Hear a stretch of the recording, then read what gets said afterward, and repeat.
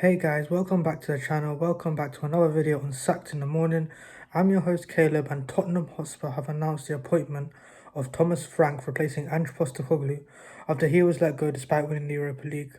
So Thomas Frank, obviously the Brentford manager, he obviously kept Brentford in the Premier League consistently. This is a club that haven't spent a lot of money, for example. They didn't do it the way Nottingham Forest did, spending loads and loads of money. This was a club that came up. He developed players really well, the likes of David Raya, the likes of Ivan Toney, Brian Mbuemo they signed, obviously. This is a man who's able to get the best out of players and basically help them fulfill their potential.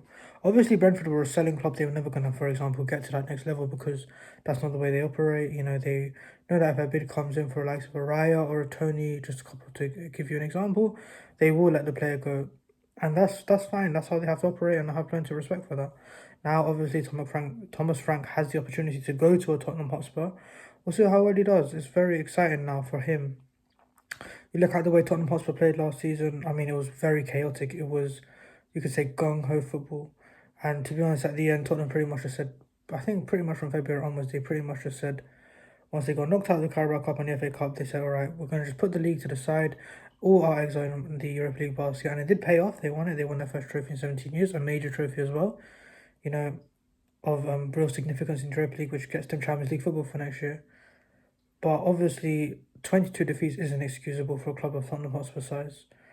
I think only the bottom three lost more. If I'm correct, I'm not sure. Maybe Wolves as well.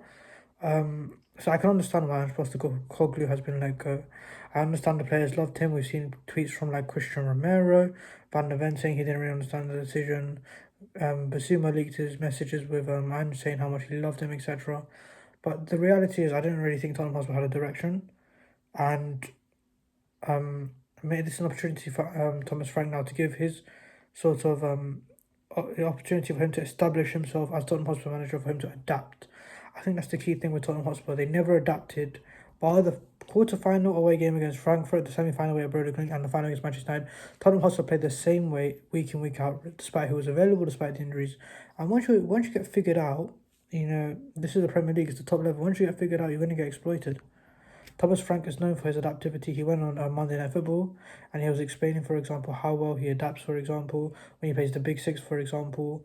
There's nothing wrong, for example, in games, for example, if you're up against the best, just go and route one football. You're going to see that a couple of times, for example, next season in Tottenham away at Anfield. You're just going to see Tottenham booting the ball up long, for example, using Solanke as a holding man and trying to get the likes of Odegaard and Brennan Johnson in behind. I think there's nothing. I think Tottenham are obviously, they've obviously got Champions League money now. And interestingly enough, today, according to the Mirror, they put in a bid of £65 million for Brian Mbuemo plus £5 million add-ons. This was a deal that Manchester United looks set to complete. Obviously, he chose them over the likes of Arsenal and Newcastle United. But now Tottenham have thrown their hat in, and according to Sky Sports, Mbuemo is, and I quote, intrigued by the possibility. Obviously, he'll be reuniting with his former manager, somebody he already really respects. If Tottenham Hotspur to get Mbuemo on that right hand side, they've got Solanke down the middle. It's a very, very solid attack, I'm not going to lie. Obviously, there's still work to do. There's no, for example, confirmation from the sort of bigger media outlets, if you like. I think with regards to Tottenham Hotspur, realistically, if I was looking at Tottenham Hotspur next season, I can't really see Tottenham breaking into the Big Six. We saw it this season with with European football. They just couldn't handle it. I know they had a very, very big injury list. Towards the end of the season, I know they sort of tossed the league to the side, but they did have a lot of their players back by March time, in my opinion. I just can't see Tottenham, no matter how much money they spend, because Tottenham are going to go and spend crazy money. I can't see them finishing above any of the top six from last season, I'll be honest with you. Even though they'll be forced to sell players, I can't see Tottenham breaking into the top six. I can see Tottenham maybe coming 7th or 8th. Although when Ange Postecoglou took charge of Tottenham Hotspur, Harry Kane had just left. I didn't see Tottenham finishing in the top 5, and they did that.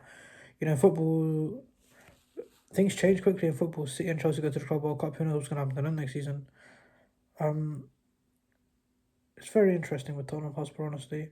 You're in the realms of now, do you keep a manager who's won you your first trophy in 17 years, despite the fact that you finished 4th from bottom, a club with the top 6 revenue in England, or do you sort of go for a new project? Look at Mauricio Pochettino before he came to Tottenham Hotspur. He was at Southampton, it was exciting, etc. But he was still improved, and he came to Tottenham Hotspur on a limited budget, did extremely well.